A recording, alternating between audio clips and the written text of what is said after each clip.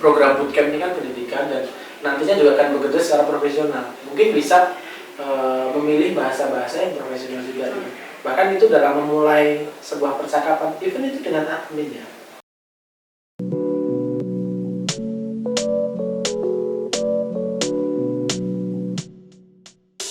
Selamat datang di Admin Room. Perkenalkan, aku Resya Angelika dan di sebelahku Aku Jati. Oke, pada sesi ini kita akan bahas strategi lolos IP dari segi soft skill. Kemarin kan udah dibahas ya dari sisi hard skillnya. Nah, mungkin Mas Jati bisa jelasin? Ya, oke. Kemarin kan juga udah kita gambarin ya, jadi step by step seleksi itu apa aja. Terus di beberapa tahap itu memang ada penilaian yang lebih cenderung ke hard skill.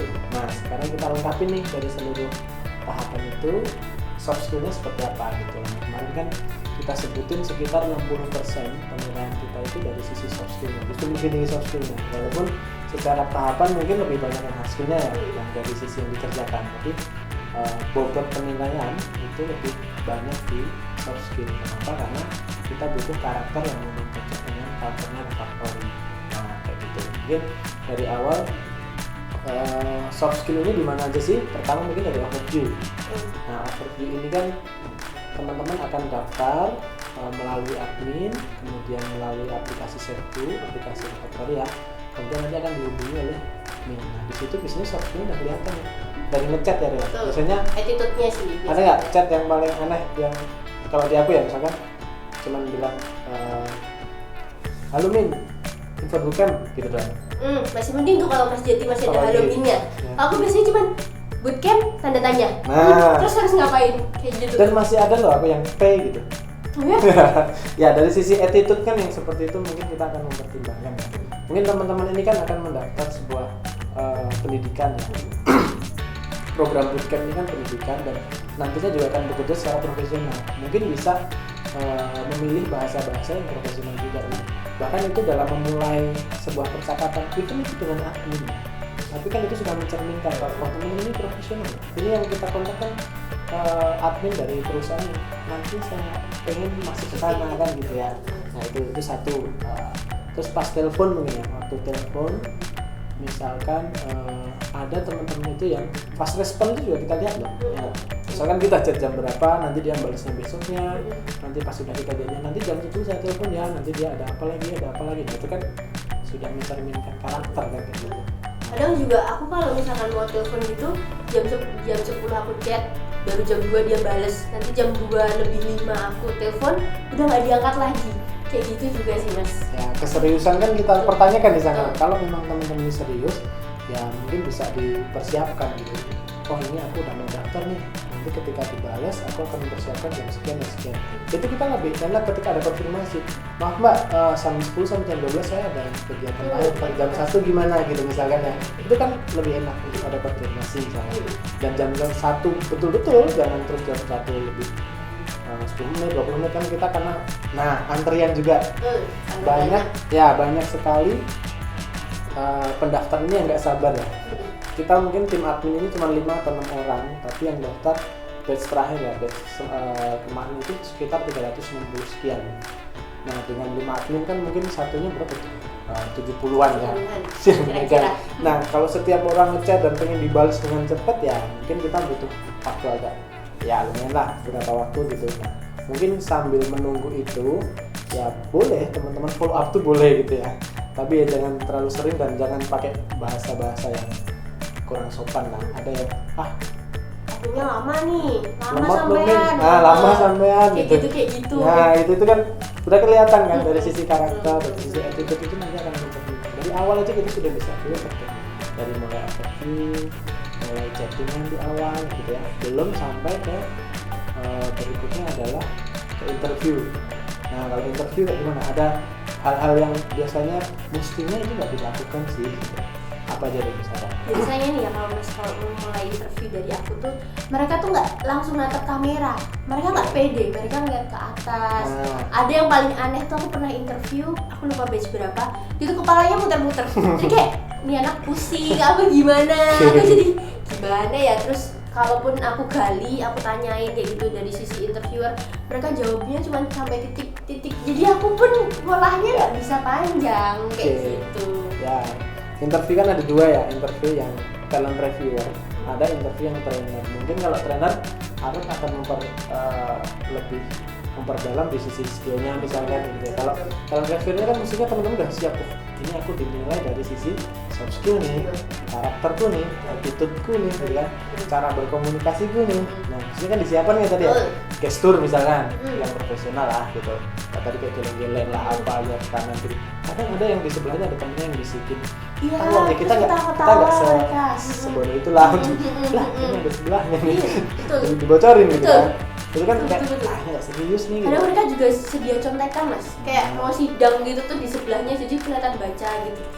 Karena Boleh sih berlatih gitu ya, even itu sebuah prepare gitu. Cuman kalau buat teman-teman yang grogi mungkin nyontek ya oke lah. Tapi nanti kita lihat sih, kita lihat. karena itu ada penilaian kan.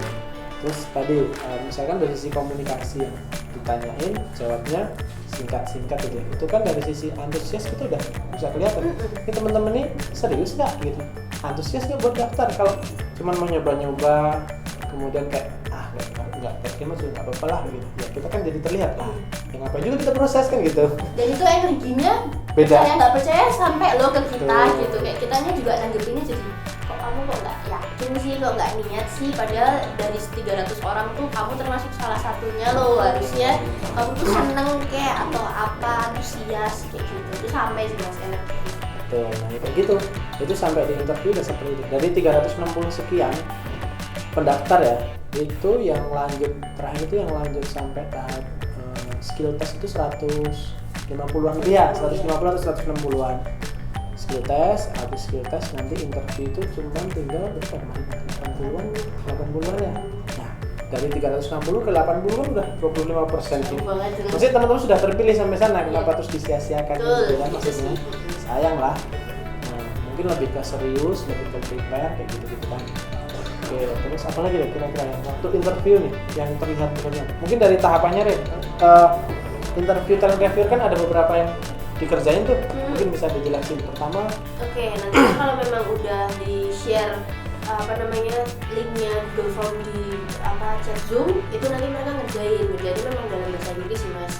Ada beberapa poin yang harus mereka isi sesuai dengan kayak kelemahan, kelebihan. Terus mereka tuh kuat nggak kalau misalkan di bawah tekanan kayak gitu, mereka malas atau enggak. Terus mereka tuh 5 tahun 2 tahun ke depan tuh mau ngapain. nah itu bisa dibahas dulu. Nah itu kita gali dari situnya kan. Nah, kadang mereka nih entah mereka nggak ngerti bahasa Inggrisnya, nggak ngerti translatannya atau gimana, kadang mereka googling atau kalau nggak ngisinya ngawur. Jadi kita pun waktu ngecek jawabannya kayak kok kayak gini ya gitu sih, jadi kayak sayang aja sampai situ gitu. Dan kenapa kita set bahasa Inggris juga karena teman-teman nantinya bisa jadi engineer, dokumentasinya bahasa Inggris. Di SM aja bahasa Inggris, Di SM aja di bahasa Inggris, jadi kita melatih sih. Dan mungkin pemahaman akan pertanyaan dan jawabannya tadi ya, itu bisa lebih digali. Terus kayak tadi apa nih poin-poinnya? Kayak dia bisa nggak di bawah tekanan, terus dia 2 tahun ke depan tuh mau ngapain gitu. Kita lihat ini ya, keseriusan juga ya, etos kerja dari teman-teman gitu. Terus 2 tahun ke depan itu planning ya, melakukan bersosialisasi adaptasi ya, seberapa cepat, karena di sini kan nanti pasti banyak kita pesertakan dari seluruh Indonesia nih. Mentornya juga nggak milih kan, nanti kan kita yang pilih, mesti cepat beradaptasi, berkomunikasi gitu. Nah, resiliensi itu ini bisa dijelasin, resiliensinya apa sih? Resiliensi itu gimana ya, bahasa awamnya tuh kalau kayak bola, semakin kamu dijatuhin semakin kamu membal. Nah, membalnya itu disebut resiliensi. Nah, ketika kamu memang lagi di bawah tekanan tuh, bisa nggak kamu nih membal nih si bola ini, si kamunya ini bisa lebih tinggi nggak? Atau kamu malah akhirnya merinding aja jatuh, udah pasrah aja gitu. Itu sih mas kalau gitu. Nah itu bentuknya skala ya. Jadi kita ada beberapa pertanyaan. Di sini teman-teman memilih jawaban yang memang nggak ada benar, nggak ada salah. Kira itu memang mencerminkan ya, mereka aja yang sih. paling mencerminkan mereka itu apa? Dan itu nanti kita recap, ada algoritmanya sendiri ya. Jadi mencerminkan teman-teman seperti apa sih? Dan sebenarnya kita cuma pengen menggali itu. Dimanapun teman-teman bekerja ya, itu pasti ada namanya tekanan, kan? Minusnya Ada namanya target, ya kan? Kemudian apalagi di teknologi ini kan perkembangannya cepat nih, kita mesti cepat dalam akuisisi teknologi baru seperti itu. Hal itu, resiliensi itu tadi akan sangat membantu ketika teman-teman ini nggak gampang menyerah kan, itu gitu ya, nggak gampang menyerah, mesti curiosity-nya tinggi gitu ya, ketika Pak mentok nih ngapain gitu, mau bisa ngapain cari tahu, misalkan cari tahu sendiri, kalau nggak nemu harus ngapain, tanya misalnya, tanya teman, nggak ada apa namanya solusi juga, tanya pairingnya, tanya mentor misalkan, mentornya ternyata sibuk misalkan, bisa tanya engineer yang lain, senior engineer yang lain, ada teh velo banyak. Nah kalau orang-orang yang gampang nyerah baru nyari aja nggak ketemu, dia udah nyerah. Iya, dia udah kayak ya udahlah, nggak Iya. bisa aku di sini. Nah itu nanti ngaruhnya pas udah masuk sini dan feedback sama aku. Ya. Nah itu ngaruhnya nanti bakal di situ. Kita cuma pengen melihat itu, jadi teman-teman kalau bisa tunjukin kalau memang nggak gampang nyerah gitu. Jadi gimana caranya sih gitu, mesti jadi kayak apa ya, hal-hal super lah. Maksudnya ketika datang musuh yang lebih gede lagi, Gimana ini aku caranya? lawan nih gitu. Gimana ya caranya ya, kemarin yang kecil udah beres nih, sekarang lebih besar naik kelas kan. Nah itu resiliensi di situ, resiliensi ada tadi form ya, automation recruitment juga. Terus nanti ada video ya. Ada kirim video juga, Nah, itu video. videonya 5 menit. Kita akan nilai perkenalan kalian. Better kalau kalian tuh bisa pakai bahasa Inggris kayak gitu. Cuman kalau kalian memang masih terbatas dan pakai bahasa Indonesia, fine kayak gitu. Terus dari video itu juga kita cek kalian on time nggak ngirimnya, itu juga masuk ke penilaian kayak gitu. Ya. Ada beberapa yang bahasa Inggrisnya nggak terlalu bagus, tapi dia mencoba. Jadi dia pede. Jadi dia pede. Betul. Walaupun bahasa Inggrisnya ya seperti itulah. Tapi itu oke effortnya. Mencoba berani itu udah modal penting sih ya untuk belajar bahasa Inggris. Setelah seperti nanti akan ada psikotes ya. Ada psikotes, ada pembekalan dengan direktur. Teman-temannya kan memang terfilter dari sisi soft skill, karakter yang cocok aja yang sama refaktor yang memang dia refaktorian banget gitu ya, berjuang gitu. Itu baru bisa masuk ke sini. Kalau emang nyoba-nyoba dan merasa Iseng saya doang gitu. udah deh, mending belajar lagi yang lain gitu ya. Daripada Dilatih lagi. kalian nanti susah sendiri juga sih. Tapi itu bisa dilatih kalau memang kalian ada kemauan ya, itu bisa dikembangkan. Yang terakhir adalah psikotes. Nah kalau psikotes ini kita sudah dengan pihak ketiga, jadi kita memang serahkan betul-betul dari ahlinya, kita pakai vendor, kemudian di sana ada psikolog ya. Mereka pakai beberapa metode banyak sekali, dan terakhir ada interview juga dengan psikolog. Kalau interview sama psikolog udah beda cerita nih. Ya. Iya. Mereka sudah terlatih. Pertanyaannya pun juga udah lebih serius kayak Ya. gitu kan. Nah, mereka sangat-sangat terlatih untuk itu, jadi mereka akan lebih menggali secara keilmuan psikolognya karena mereka sudah di bidang itu ya. Dan psikotes ini adalah mutlak. Misalkan ada ya terakhir nih, benteng terakhir yang kalian harus tempuh nih. Mau kalian di awal nih bagus semua nih, skill test lolos nilai 100, interview nilai 100 misalkan ya, semuanya lolos gitu. Tapi di psikotesnya tidak disarankan ya, tetap nggak bisa gitu. Maaf. Ya. Dan misalkan kalau skill test gagal atau telat dan sebagainya, batch berikutnya bisa nyoba lagi. Tapi kalau sudah ngomongin psikotes, teman-teman sudah sampai psikotes, kemudian memang hasilnya tidak disarankan, ya mohon maaf, 2-3 batch berikutnya itu nggak bisa ngikut, kecuali berapa dulu yang disarankan oleh psikolog itu sekitar 3-4 bulan. Itu pun kalau memang teman-teman ini ada perubahan, itu baru bisa ikut psikotes lagi. Ya, kalau cuma bulan depan mungkin dia sama aja, mau dites lagi juga karakternya seperti, tapi mungkin dalam kurun waktu 3-4-6 bulan itu kan ada perubahannya, mungkin dia sadar, koreksi gitu kan. Nah itu mungkin bisa dicoba lagi. Jadi memang psikotes atau soft skill ini akan lebih penting untuk kita nilai, untuk menentukan teman-teman akan jauh atau enggak. Kayak gitu. Jadi ada yang banyak yang nanya, kalau psikotesnya nggak lolos gimana ya? Nggak bisa lagi gitu.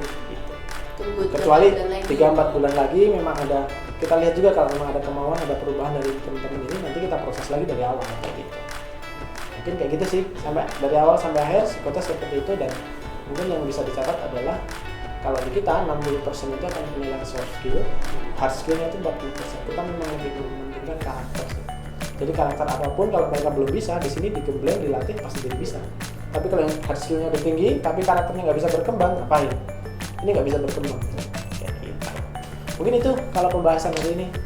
Jadi saya ada tambahan lagi? Nggak ada sih, paling ya kalau masih gagalnya di skill test atau interview sama aku gitu masih bisa. Cuman kalau di skill test ya maaf, dan kalian harus sering-sering berlatih sih psikotes itu kayak gitu. Sebenarnya kalau teman-teman ekspor juga mestinya ada ya Ada. tips-tips lah, atau sebenarnya mengenal diri sendiri dulu. Saya ini karakternya apa sih gitu ya. Terus kemudian sebenarnya saya mesti kemana, apa yang harus saya perbaiki, kan bisa. Kayak gitu teman-teman. Oke guys, gitu aja Refektorian pembahasan kita pada hari ini. Nantikan di next episode ya. Thank you.